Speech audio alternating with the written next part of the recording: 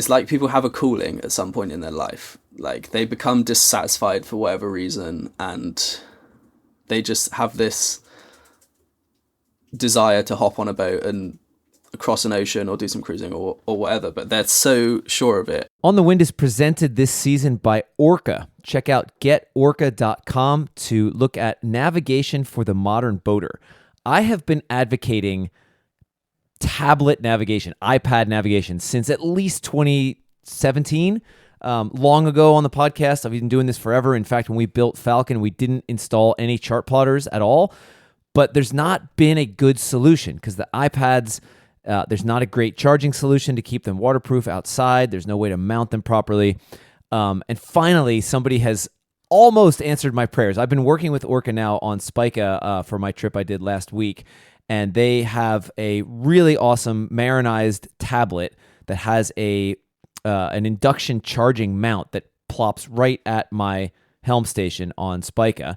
And then included, paired with that, is called the Orca Core, which is basically a GPS antenna with a bunch of other sensors in it that you mount below decks. It was simple plug and play right into the N2K network, and it talks to the Orca display. And then the same charting software that Orca uses on their own display, you can get on your phone, on a regular iPad, on your laptop, whatever. And the whole thing syncs to the cloud. So I was able to record all the voyage data from our week on Spica. We sailed 100 miles in the Swedish archipelago. But it basically does everything I've always wanted an iPad to do in a much more modern and slick interface. It's really, really cool. I've been talking to Christian, the founder of Orca. It's a small startup based in Norway, and he's going to be on the podcast. And I'm continuing to work with this. August just installed it on Isbjorn. And it is extremely promising. And I can say without a doubt now, this is like yes, they gave me the equipment to try, but they're not paying me to say this. If you're going coastwise, like this is it. This is the way to do it. It's really cool how it integrates the rest of the N2K system into the tablet. And without a doubt, can highly recommend it. Consider this an endorsement from me. For the offshore stuff, the jury's still out because we haven't tested it on Falcon yet, which is just traveling very far distances. But stay tuned for more of my thoughts on Orca as we use it more. As I talk to Christian, he's going to be on the podcast. I think I mentioned that. And check it out. So go to getorca.com. Highly recommend them. And I'm very excited to use it more on Isbjorn, Falcon, and Spica. Ahoy, shipmates. Welcome back to the show. I'm your host, Andy. It's been a fantastic summer here in Sweden. I hope you've all had a good summer and lots of sailing. I was on board Spica for 4 weeks. 3 of those were with Mia and Axel on a very nice vacation where we basically sailed a couple hours a day and spent most of the time swimming with Axel because that's all he wanted to do. It was awesome. A great appreciation for the Swedish archipelago. The week after I had our vacation with the family, I did a 59 North trip on Spica with basically covering the same ground. We sailed 100 miles in the Swedish archipelago, day sailing, anchoring at night. We hit 3 saunas, one of which we actually swam to. A couple good restaurants, a raft up with our friend on Argo. It was super fun. It was a new trip for me, something I'm not used to doing. I was alone on the boat, just me as skipper and 4 crew. But we had a blast. It basically proved the concept for me that we can do this in the archipelago on my family boat, which was really fun. And we'll be doing probably 1 to 2 of these a year. I think one of them will be a cruising trip, just like we just did, where we started in one port near the city, did like a lap around the archipelago, and ended in another part of Stockholm, so easy travel. And then another trip I'm hoping to do as like a one-way trip. So Åland Islands, Mariehamn, that's on my list, possibly for next year. Tallinn in Estonia, one of 59 North's former crew, Veiko, shout out to Veiko, actually just bought an OE36, the same boat that we have, and sailed it back to Tallinn. So like I have a mission now to want to go and see him on there, and that's over on the east side of the Baltic. And maybe Gotland, the island, the town of Visby. There's a lot of one-way options eventually all the way over to the west coast of Sweden, but let's not get ahead of ourselves. If you want to check out what's available on Spica with me, go to 59-north.com/Spica. You can learn about the boat and learn about the trips that are available, and I'd love to have y'all on board with me next year. It'll be max 3 to 4 people on each trip, likely 3 unless we have a couple they can share the 4-peak, and that worked really well. So I hope to see you then. Otherwise, August is back from parental leave. Very excited to have him back on the show and back on the Quarterdeck. August is doing stuff over there, so check out quarterdeck.59-north.com and reunite with our good skipper August on Eastbjorn from Norway. All right, getting right back into this one. Max Campbell, super fun. Max has kind of rocketed to YouTube fame and Instagram fame since I first talked to him in 2019. So it's really great to catch up with Max. He's got one of my all-time favorite boats, the old S&S Swan 37. All right, here we go. You're listening to On the Wind, my podcast about offshore sailing. I'm your host, Andy Schell. Max Campbell returns to the podcast, talking to me from New Zealand, where he's been in refit mode on his Swan 37 ELIXIR. Since Max was last on the show back in 2019, following his solo Atlantic Circle, he's rebuilt and sailed the ELIXIR halfway around the world, taking friends and strangers across oceans as part of his Untide project. That's UNTIDE. Max is truly living the dream, funding his cruising through clever partnerships and occasional charter yacht jobs. We talked about how far he's come since 2019 and what's next for him and ELIXIR.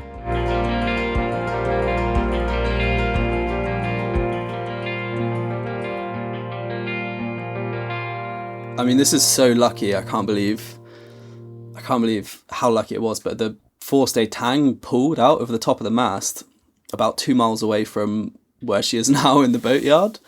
So holy shit.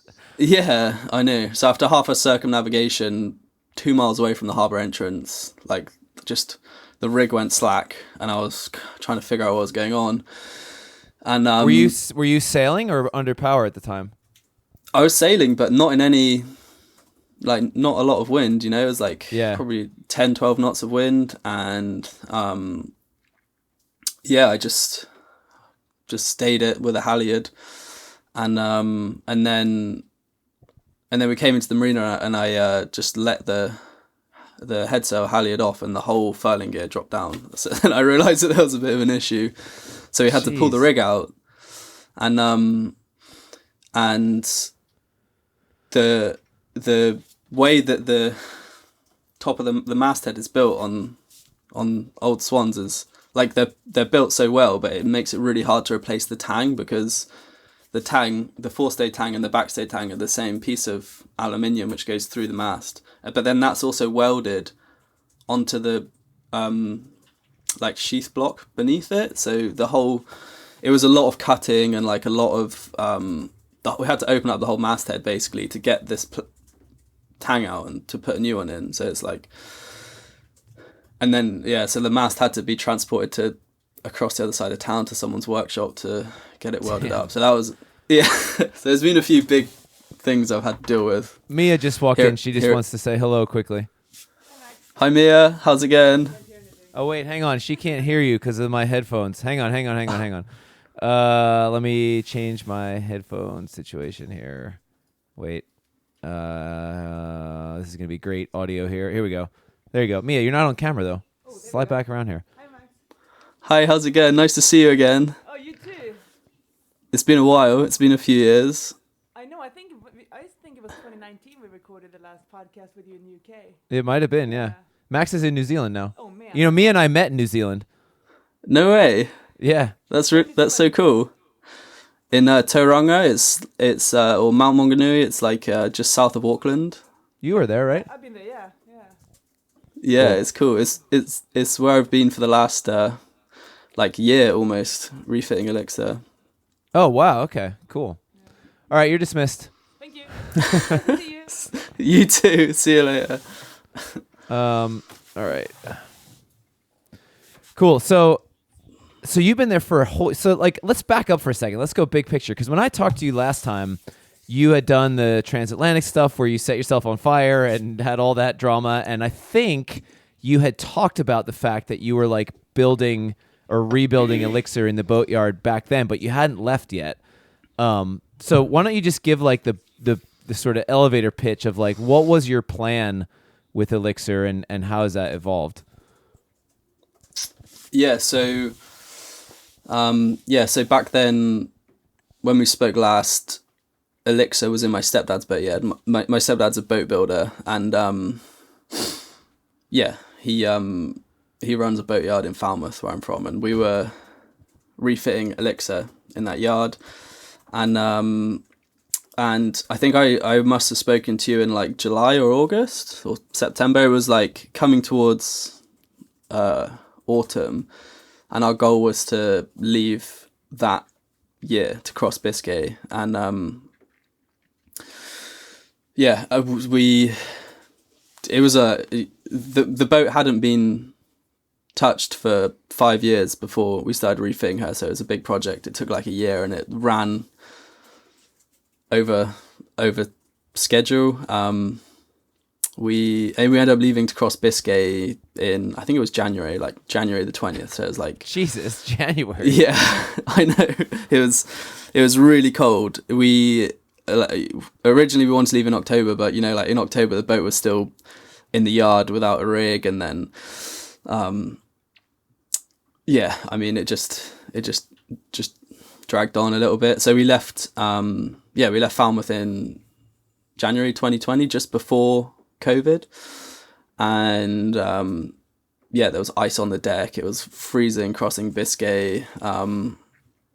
It was my first like time taking the boat offshore, so there was a load of things that, you know, like straight after a big refit, so we learned a few lessons really quickly, and then we just I had some friends on board, and we just got as south as far as we could, and we got to the Canary Islands, and we had one really interesting incident with it's called a Kalima, and it's basically a really strong easterly that blows off the Sahara Desert, and we kind of arrived in Fuerteventura covered in like desert sand and locusts and all these desert creatures. It was a really bizarre experience, and we arrived in Fuerteventura, and everyone was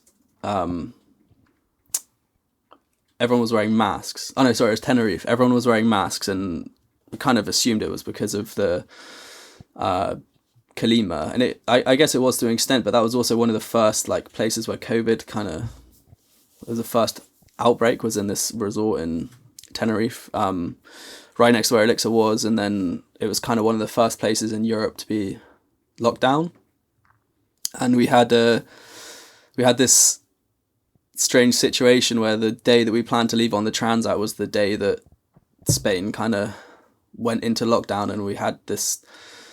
I basically had to make a call as to whether we should leave and do the crossing or stay, and you know, it was like so uncertain. Anyway, I decided to keep the boat in the Canary Islands and then just put a pause on the journey for about 7 months. Went back to Cornwall, did some work for 6 or 7 months, and then came back, and we crossed the Atlantic in 2021, and then. I kind of, throughout the journey, I took on crew members who were friends who helped me throughout the refit. So there was always like a constantly changing group of people, and they were all people who had come and helped out in the boatyard in Falmouth. There was a lot of people that came to help me out. It was really nice. Did you know were these people you knew previously, or are they just random people that wanted to help?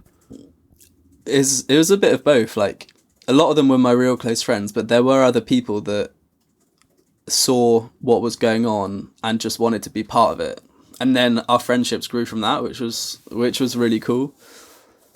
And then just south through the Caribbean. Again, it was really soon after COVID. It was 2021, so all of those anchorages in the Grenadines were all completely empty. It was a really special time.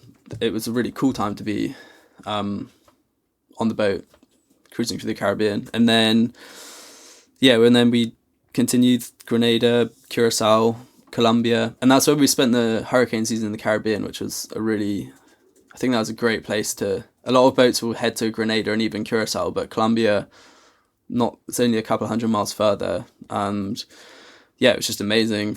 We kind of spent like 4 or 5 months there, and then and then Panama through the canal and up to Mexico. And then I took a break for a summer and left the boat in Mexico in a boatyard, and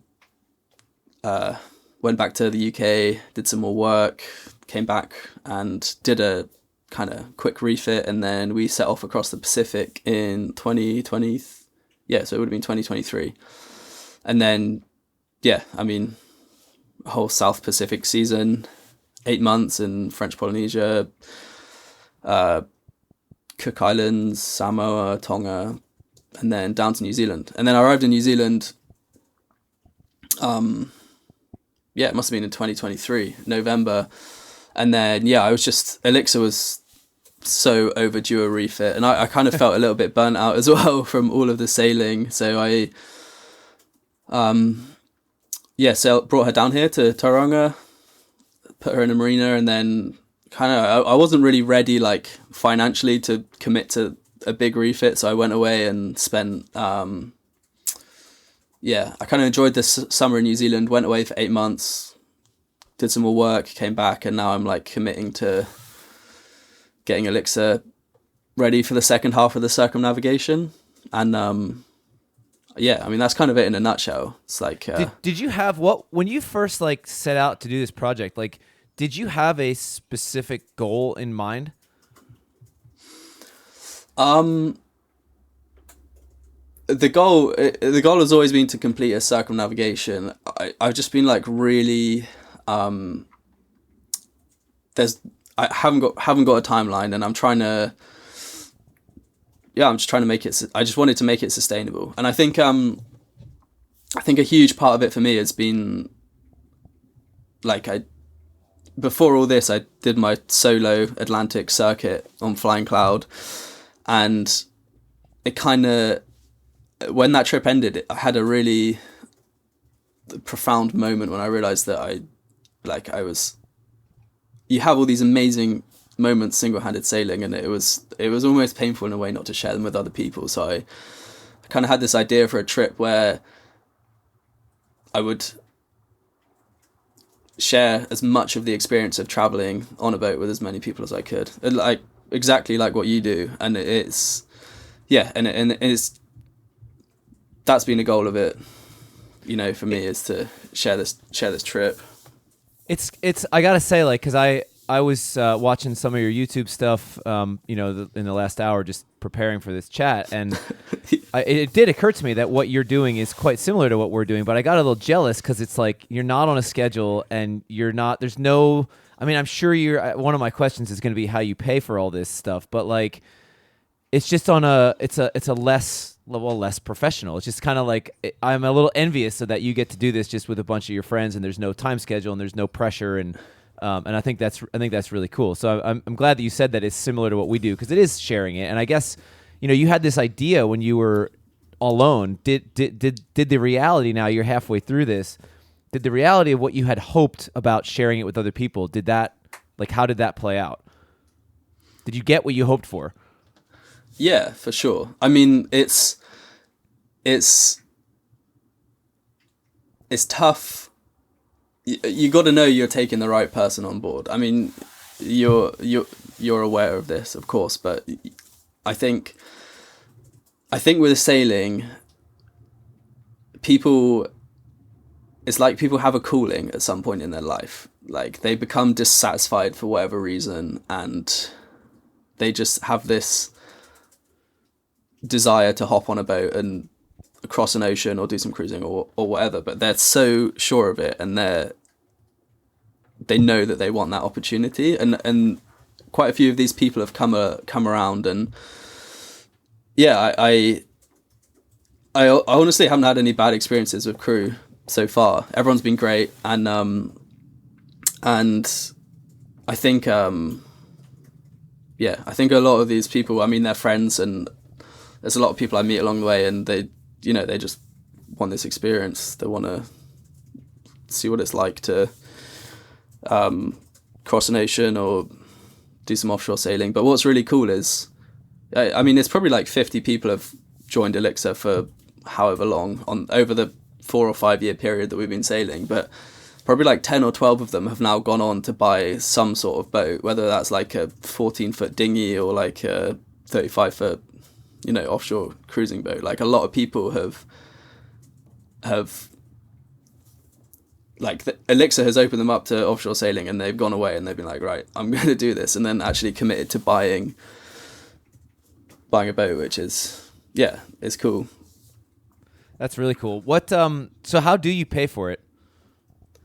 Well, recently I've been doing like freelance charter work I spend the summer like doing odd charters on like an Oyster 72 in Auckland, and then I like have done another one just like up in Fiji on a lagoon.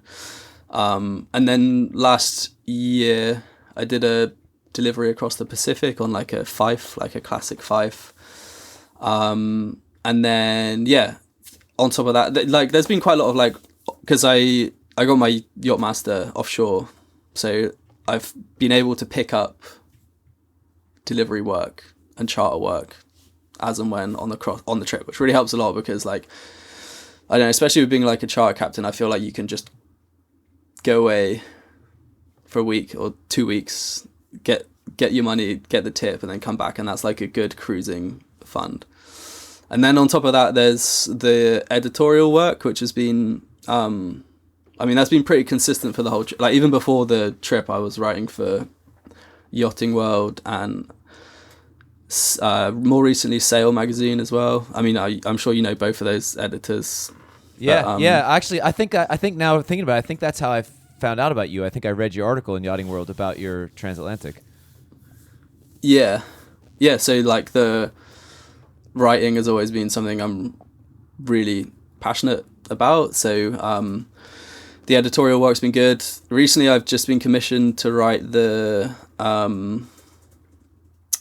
South Pacific Anchorage's pilotage guide for the Royal Cruising Club Pilotage Foundation. I don't know if you know those books, but yeah, I have a whole stack of them. Yeah, wow, that's cool. How did that come about? They were just looking for, so the current South Pacific Anchorage is like 25 years out of date, and they were looking for a new author. I have that book on the bookshelf on Falcon, and I just got back from the South Pacific, and I'm just like, wait a minute, this is 25 years old. How am I going to use this? So that's ironic that you're now updating it. That's awesome. Yeah, so I'm probably like more than halfway through the first draft, which is I've been working on it for like over a year now, and it's cool. It's cool because they pay me per chapter, and like it's kind of working out so that I can write the chapter after cruising in each region. So French Polynesia, Tonga, Samoa, Cook Islands, New Zealand. I can deliver all these chapters after spending some time in each country, and then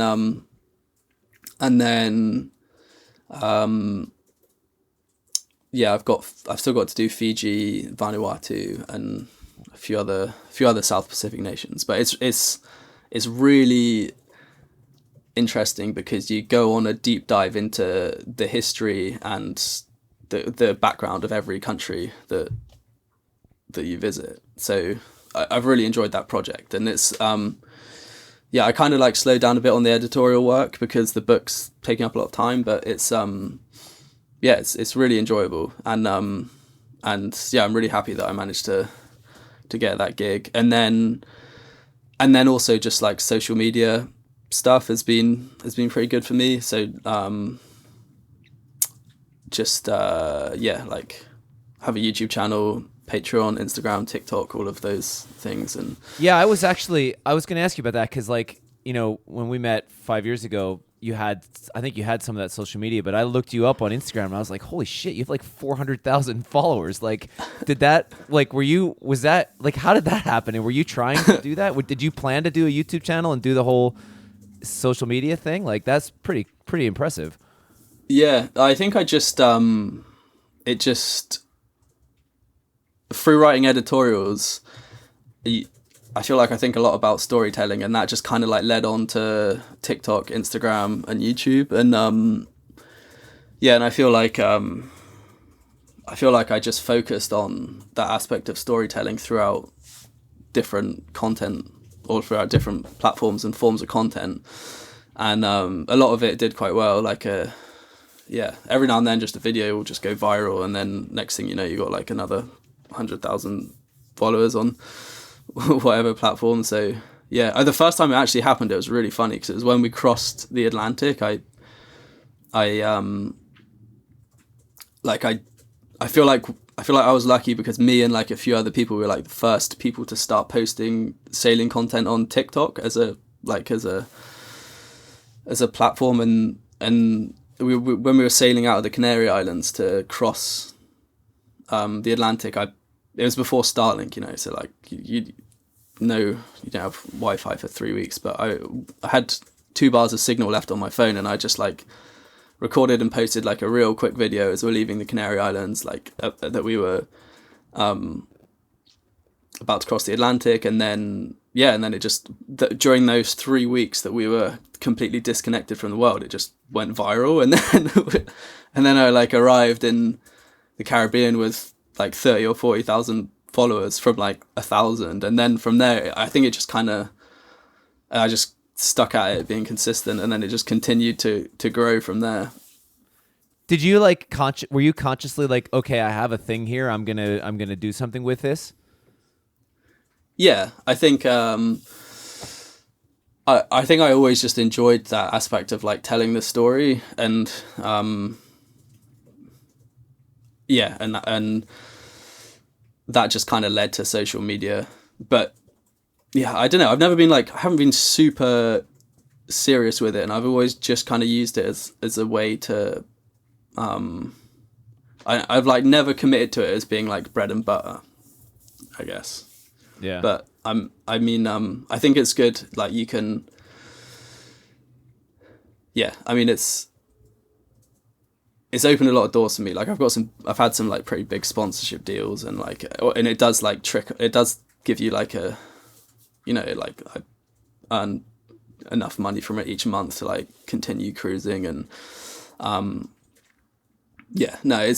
but it's like, it's been years of work. Yeah, Well, that's what people don't see. That it's like, okay, you got this big following, you do all this stuff, but it's like there's a lot of work that goes into it. Yeah. Do you have like an example of a sponsorship deal that you want to talk about? Raymarine of so like I sailed from the UK to New Zealand with a depth sounder, no wind instruments, no like not even like a wind indicator on the top of the mast, like no chart plotter, just like zero instruments or anything on the boat. And then I was at Southampton Boat Show over summer, and I got chatting to Richard, who's I guess he's the marketing manager at Raymarine, and and then we just kind of like continued a discussion, and next thing I know, I got all these boxes, signed a contract, and I got all these boxes arriving in New Zealand, and I mean, like the next version of ELIXIR is going to have 2 chart plotters and AIS radar, another electronic autopilot, everything you could want for in terms of electronics for a cruising yacht, which I'm like really excited about, and I'm looking forward to fitting all the kit, and I mean, there's no way I could have afforded it without the sponsorship deal. So I'm like I'm really stoked about that one. And then there's like like batteries for the boat from, I mean, so I got sponsored batteries from Battleborn as well. They work with a lot of sailing content creators, but I've had a little bit of an issue because they couldn't get them imported into New Zealand, so I'm still trying to work around that one. And then who else? My even like with my engine, so I had to replace the gearbox, drive plate, engine mounts, like all like gaskets, filters, everything. It's like a Volvo Penta, so it's, you know, it's like adds up. And there's a distributor in the south coast of the UK, Sal Marine, who specialise in Volvo Penta parts, and they, you know, like they've been really good to me in return for some exposure. They're like, help me out a lot with like all of my engine spares and posting them all around the world. So yeah, they've been good as well. And I mean, there's a lot. Teng Tools, they sorted me out with a toolkit before I started this restoration, which has been really good. And all of these things, it's like I want to do I want to do it properly, and I couldn't do it on my budget, but the exposure and the clout, it just helps a lot with if you want to do like a refit kind of on this scale. And yeah, I mean, for me, it's like I enjoyed the process of telling the story, creating content, and then this is a nice reward for the work, so I see it as a win. But I get it's not for everyone. It's also it also works to just like do your sailing, leave the boat in the marina or a boatyard, go away, work on a boat, or do whatever your job is, and then come back with a. Yeah, I was gonna ask you that because like you're sort of like, are there any downsides for you of? Do you ever feel pressure to like, oh shit, I gotta make another YouTube video or I gotta do another whatever? Like, does that add pressure to your cruising, or do you enjoy? Is that like an aspect that you would do anyway and you like? Yeah, it does. It does add pressure, and like having the deadlines. It does definitely adds another layer of stress for sure. But yeah. Honestly, I enjoy it, and the people who sail with me often help out a lot with a lot of the legwork. Like I have people help me with editing and filming and whatever. Like I have people helping me, so yeah, it's never felt like too much of a chore for me, and like for me, 100% is worth it. And there are a lot of brand commitments, like people are constantly pressuring, not pressuring you, but like you have to constantly be aware of like what your commitments are. You sign a contract to post however many videos in a year, and you kind of have to always keep on track of what's going out there. And so yeah, it definitely adds like a layer of complication to sailing. But yeah, I mean, it just, the way I see it is it just makes it more attainable for me. Like it's a way that I can sustain this lifestyle. Like I'm super passionate about it, and I like love to travel on ELIXIR, and I'm like happy to sacrifice like all of this time and money and effort into refitting her to go sailing again. And I think the social media is helping a lot at this stage. And yeah, I feel like it is definitely a double-edged sword, but for me in this moment, like it's having quite a big positive impact. Were you a fan of like did you follow any YouTube channels before you left? Was that like a thing that you were aware of and like kind of followed? Loosely, but honestly, like I never really consumed much sailing content. Honestly, like the only sailing content I ever consumed was your podcast. Like oh wow. Like yeah.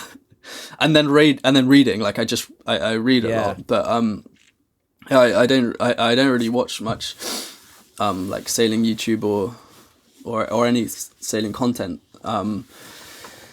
But yeah, I hung out with so we met Delos in. Well, so wait, let me before you say Caribbean. that, because this was gonna be a segue, because I don't watch any YouTube either, and I'm more or less aware of like what's going on through social media, but I don't watch any of the channels.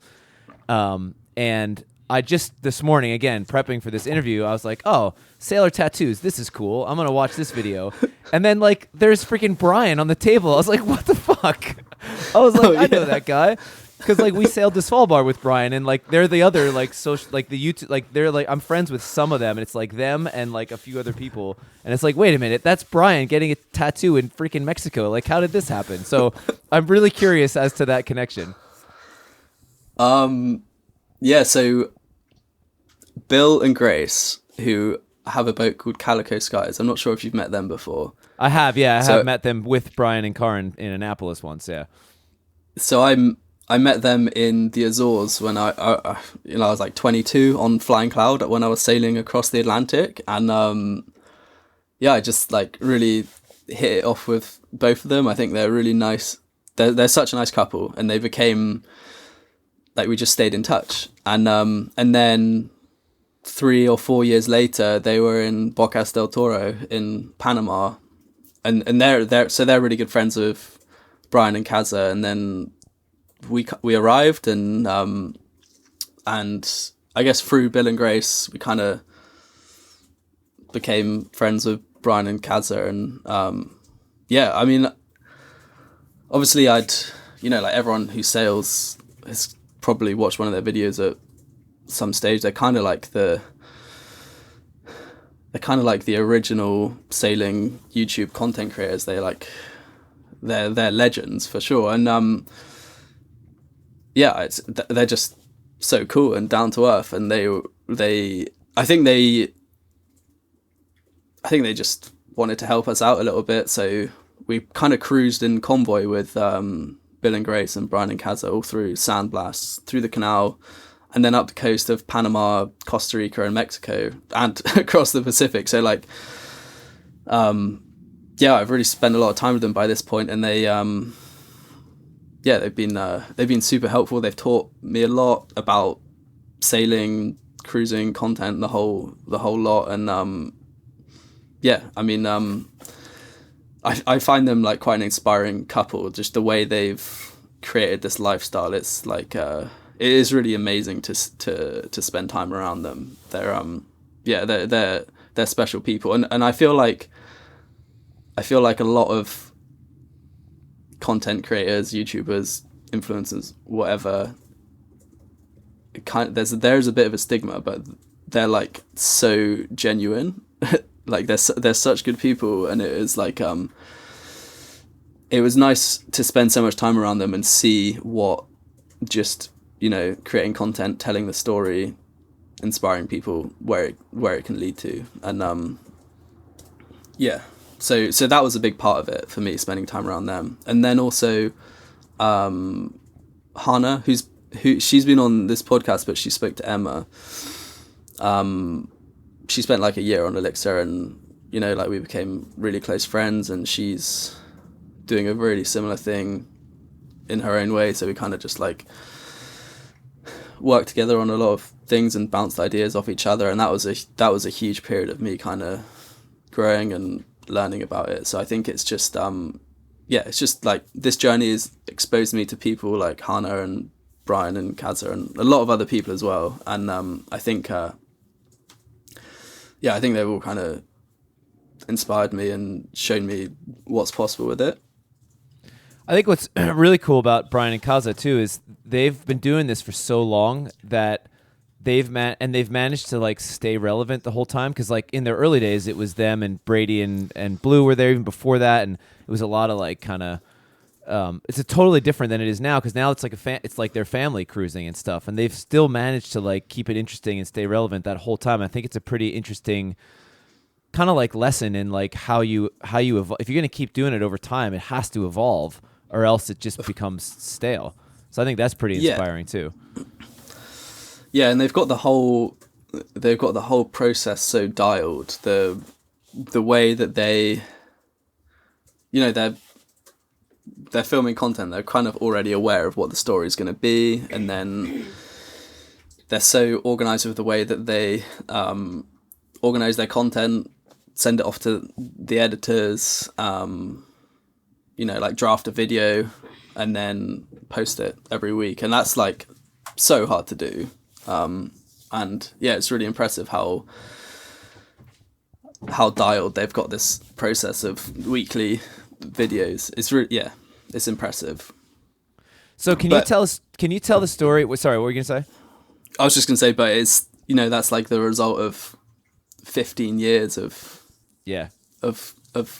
working on this. But yeah, it's super impressive. Can you tell the story of how you tattooed Brian? Because I don't know how I missed this, like in social media or whatever, because I follow them and you, and and I'm watching this video, and it's like, wait, that's Brian, and wait, Max is tattooing it. Like, what's going on here? Tell that story because it's hilarious. Yeah, it is funny. So Layla was a crewmate of mine, and I met her in Panama in Bocas del Toro, and she really wanted to sail. She's Swiss from Geneva, and she'd grown up doing like being around sailing a bit on the lake, but she she's one of those people that just realized that she had this desire to go sailing. And what was she doing in Bocas del Toro? She was just on a holiday, and then like we randomly met, and and then a few months later she asked to come to sail on ELIXIR, and I was in a bit further up the coast in Costa Rica, and she hopped on board, and she's a tattoo artist, like really accomplished tattoo artist. Like she's got her own studio in Geneva, and yeah, she's incredibly talented. But we kind of, as a bit of a joke, we came up with this agreement where I would teach her how to sail, and she would teach me how to like tattoo people.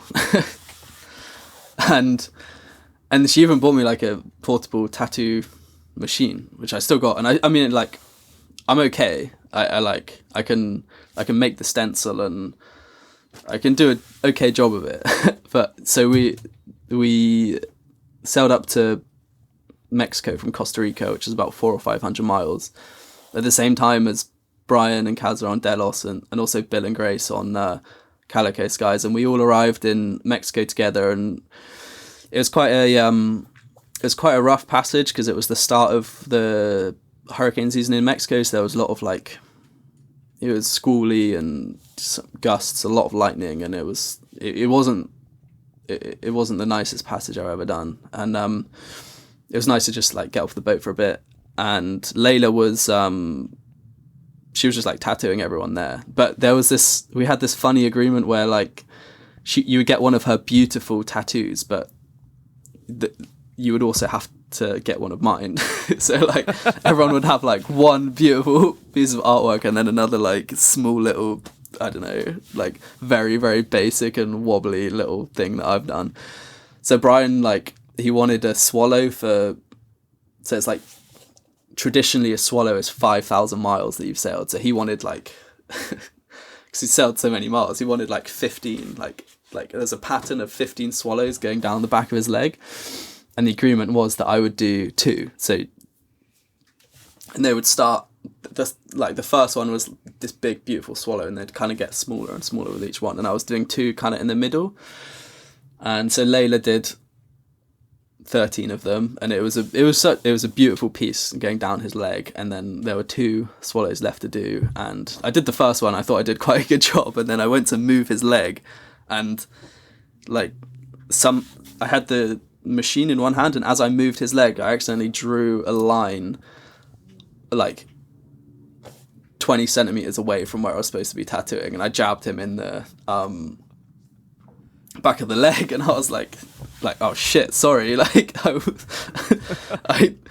and he was like, that is not what you want to hear your tattoo artist say. There was like an awkward moment when I was like, did he notice that I just completely missed?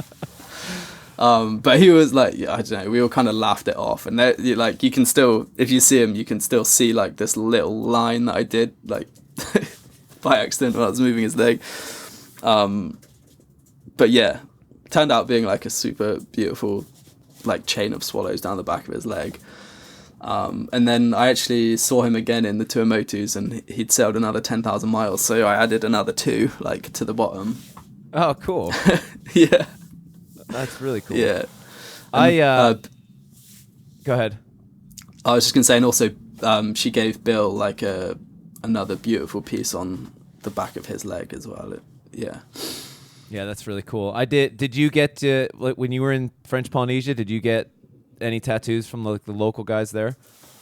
I did, yeah. I got a small one, which is like it's like a few waves. It's like the symbol for voyaging. I didn't want to get a whole big thing, but I did get a small little traditional Polynesian or Marquesian style tattoo. Where did you get it done? It's just like here on my... No, but who did it? What island? I actually got it done in Tahiti. Okay, yeah, cool. Yeah. How about you? Yeah. I just got back from Tahiti like 3 weeks ago, and I did the trip on Falcon from Galapagos to Marquesas, then Marquesas to Motu's Tahiti. And I did that the whole thing, and I was gone like 7 weeks, so it was way too fast. But I got just a glimpse of everything. But we got to, where did we make landfall? Hiva-Oa. And like we went to customs, and right next to customs there's a little tattoo shop. And me and one of my friends on board who came along as an extra crew, I was like, "Come on, we're here, we have to do it." So the second day, we went, and he got like a band around his arm, and I got just this little Marquesian design on my elbow there. That basically it's like cool. Some of the waves. There's a little bird in the middle that means freedom, and then the squares represent love. So that was cool, and it's just like. I like that, just hanging out in those like exotic tattoo studios and like different places. It's just a cool place to like spend some time and talk to people. And then I got another one in Tahiti, just a little anchor on my thumb, just because a couple of the staff on Falcon have the same little anchor on their like thumb knuckle. So I got that in Tahiti as well. And it's like I might only be here once, so let's do it. But I wanted to ask you, because you're writing the guidebook, and I'm actually writing an article for Yachting World now. The sort of pitch is like, I'm not sure. I guess it's like a hot take. It's like, if I were to do it again on my own boat, I might go straight to the two Motus and skip the Marquesas. And I'm just curious what your in French Polynesia specifically, what were your favorite anchorages that you're writing about for the book, for the guidebook? Well, so when we made landfall in the Marquesas, we went. This is like you're not really allowed to do this, but we went straight to Fatu Hiva and made landfall in is it the Bay of Virgins? Yeah, in Fatu Hiva. It's beautiful, like incredible anchorage. That's the one place we really wanted to go and didn't get to because of that. Like, you're not really supposed to go there first, and then if you go to Hiva-Oa, it's upwind, it's in the wrong direction. So we didn't have time. So I want to hear about this. It's awkward. Yeah. So we went for like 3 or 4 days just before we checked in, and it was just like incredible volcanic pillars and. It's just, I don't know, it just feels like you've arrived in another world, especially when you leave Mexico. This like flat kind of arid landscape. You're at sea for 20 odd days and then you arrive. And it's just incredibly dramatic volcanic landscape. And there's kind of goats walking all around the hills on the anchorage. And I think it's, for me, that it was just a special moment. Like I'm never going to forget that. It's one of my most cherished memories. And I think because of that, I feel like the Marquesas, they just have a special place. And I think the beauty of the Marquesas is obviously ashore on land, like the hiking, the culture, like Marquesian culture is so unique, and it is very different to the rest of French Polynesia, I think. And like there's a lot of small towns and villages, and even just like places where 1 or 2 families live, where you can sail to and have like the most amazing interactions with people who are living lifestyles so remote and completely cut off from the rest of the world. And it's like, again, those are some of my most like cherished memories and experiences, like meeting some of these people. And I think I think you could make landfall in the Marquesas, and again, like the Marquesas culturally, I think they're just incredible. But you could also make landfall in like another group of islands in French Polynesia, or even like, so you could make landfall in like the Gambier, or a lot of boats will go to Easter Island and then onto the Tuamotus. So like there's like a few other ways you can do it. But I feel like going straight to the Tuamotus, I think missing out like either the Marquesas or the Gambier or Easter Island would be a bit of a shame.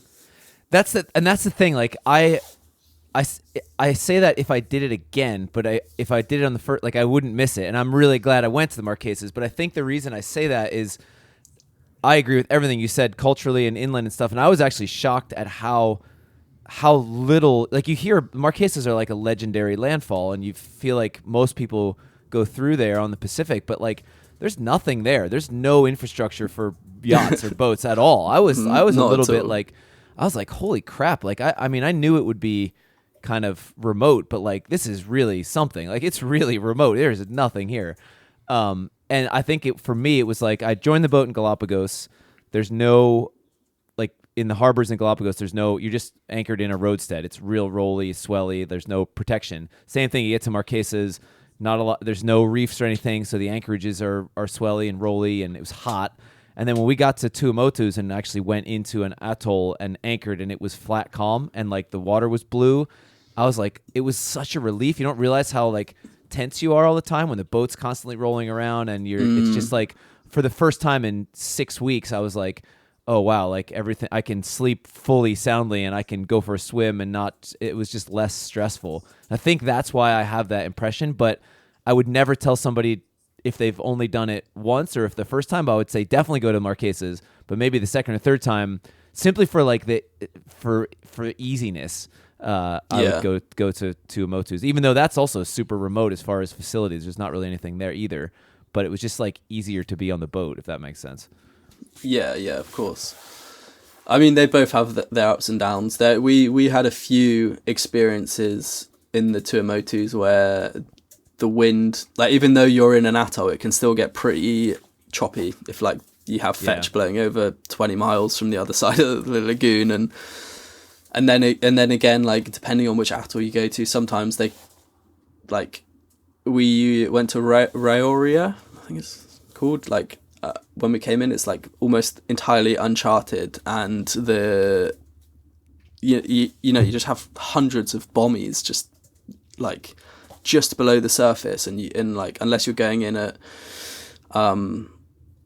the middle of the day with someone up on like the first set of spreaders looking down, it's like so dangerous moving around some of those atolls, because you just have a lot of uncharted coral. So I think like I mean they both have their ups and downs, and I think like the Marquesas, the beauty is on land, and in the Tuamotus is definitely underwater, and then the Society Islands are kind of have a mix of the two, and I think I mean, it's all beautiful. It's an amazing country. Well, we got to Tahiti, and I was with another friend, Ryan, and that was the last stop for me. So I flew home from Tahiti, but we had like 5 days there, and we got an Airbnb ashore and kind of rented a car and drove around. And we were joking that like, because Tahiti was, I mean, yes, it's way more commercialized and there's a lot more going on. It's much busier, but you get outside of some of the like the main town and stuff, and we're just like, with the surrounding reef and how protected the water is, and how there's just fruit growing everywhere, and it's just like truly like paradise. Ryan and I are just like joking, like, man, like the Polynesian navigators back in the day, like, did the ones that left Tahiti, were they like punished? Like, why would they leave? Why would you ever leave this place? It was like, it was stunning. Yeah, it's beautiful. It's incredible. It's really cool. Moorea, just across the water from Tahiti. I think it's got to be one of the most beautiful places I've ever seen. And I think the way that they have, like the green volcanic peaks so close to the lagoons, there's like incredible turquoise lagoons and then just like deep blue water, and it's just such a incredible contrast. And yes, it's beautiful. How big a part of your trip was I know you guys are really into surfing, so like how much was surfing your mission on different places you visited?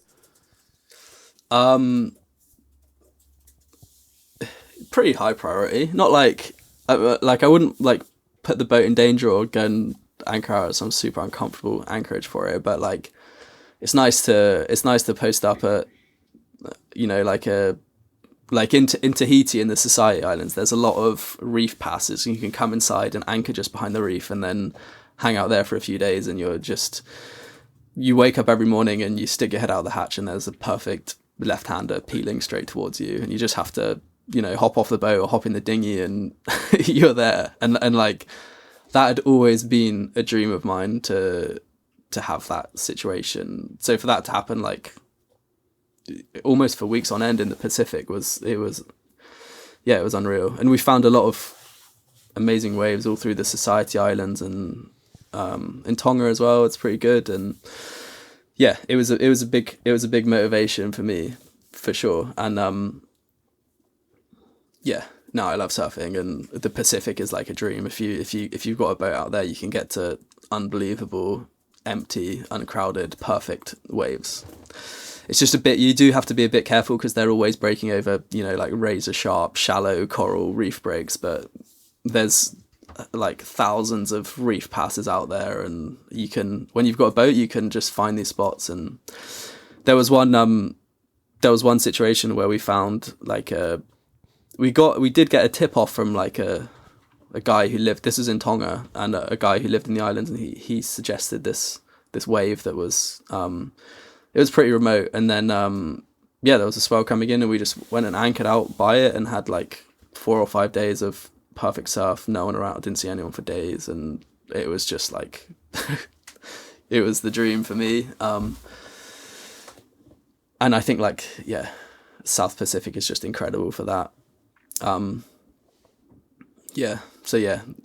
was a big motivator for sure.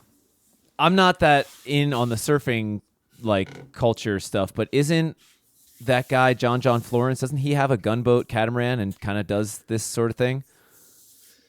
Yeah. Do you know about he this? just left. Yeah. He just he left New Zealand like not too long ago. I think he's up in Fiji at the moment. Well, it's like they're like 3 Hawaiian brothers who they're all pro surfers, and they're sitting around on the gunboat. And I haven't like I was just up in Fiji like running a charter on a boat, and I haven't seen them, but like they're definitely it's cool what they're doing. It's really cool. I think a catamaran's the right boat though, because like it just makes that much difference when you're anchored somewhere and it's like a little bit rolly, and just have that stable cat. I think it's if you're serious about like surf adventure, then catamaran for sure. I think I just like I got a few boards on the boat, and if there's a wave around, then that's a bonus. But I'm not like die hard, Are you still, you're halfway around now, and you're New Zealand. You've been there, you said, for a year. Are you still as motivated as you were at the beginning? Do you care as much now about completing a circumnavigation as you did at the beginning? It's funny. There's a funny shift when you start getting closer to home again.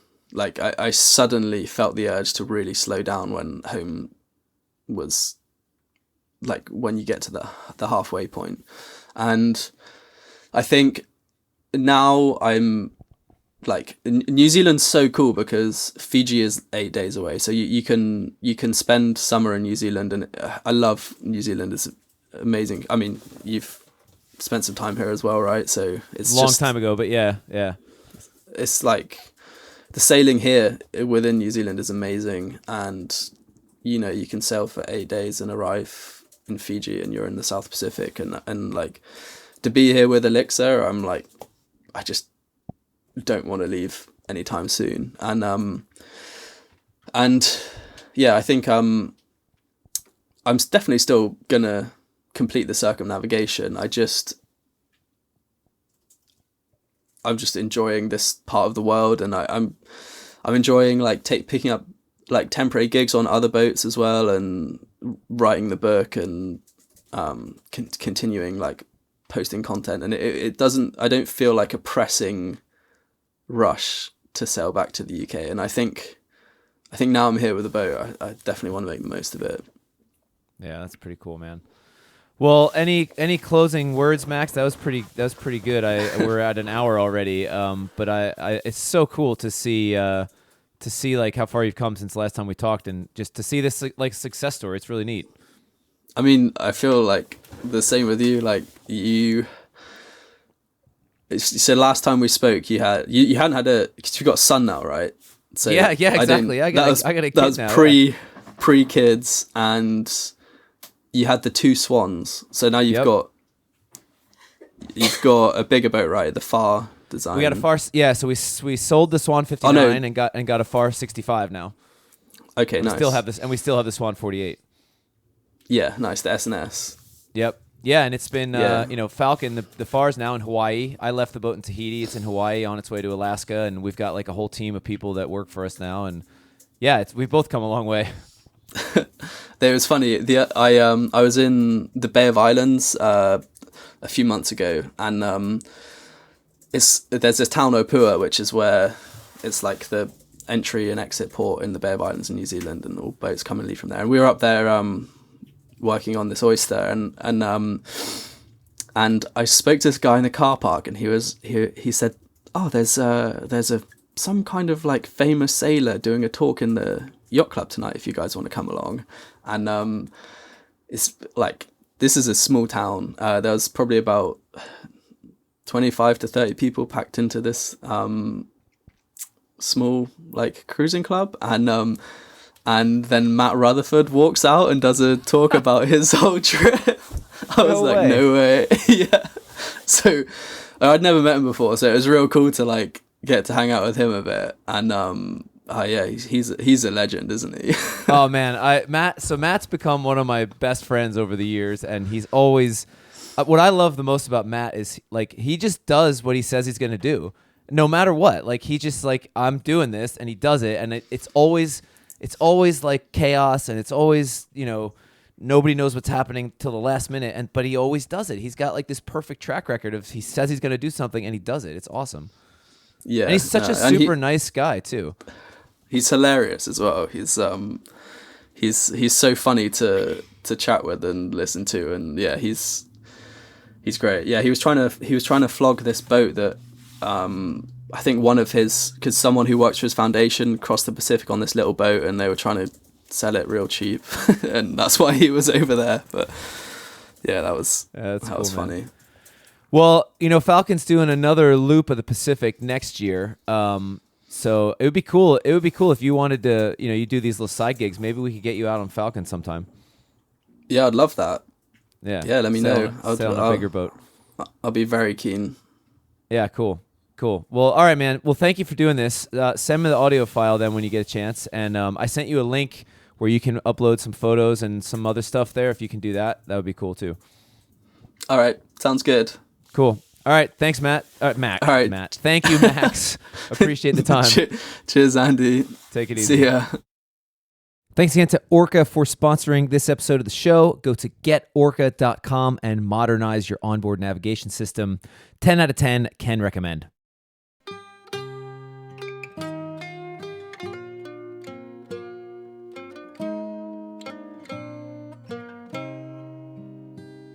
On the Wind is the podcast about sailing, created by 59 North and hosted by me, Andy Schell, and also by Nikki Henderson, Jesse Zevelkink, and August Sandberg. The show is mixed and produced by me and August in Sweden and Norway, respectively. The intro theme music is composed and performed by former podcast guest, sailor, and musician Cameron Dale, while the outro music you're hearing now is, of course, by our friends, the Stormweather Shanty Choir from Bergen, Norway. We love hearing from our fans, so send your questions and comments to holdfast@59-north.com, and please do us a favor and review the show on iTunes or wherever you get your podcasts. Don't forget to join us on the Quarterdeck as well to nerd out about seamanship. That's quarterdeck.59-north.com. Until next time, hold fast. And when me money was all gone on liquor and the horse, I made up me mind that I was inclined to go to sea no more. No more, no more, to go to sea no more. I made up me mind that I was inclined to go to sea no more. As I was walking down the street, I met sweet Angeline. She said, come home with me, me lad, and we'll have a cracking time. But when I awoke, it was no joke. I found I was all alone. My silver watch and my money too, and my whole bloody gear was gone. Was gone, was gone. My whole bloody gear was gone. It was when I awoke, it was no joke, for my whole bloody gear was gone. As I was walking down the street, I met Big Rapper Brown. I asked him if he would take me in, and he looked at me with a frown.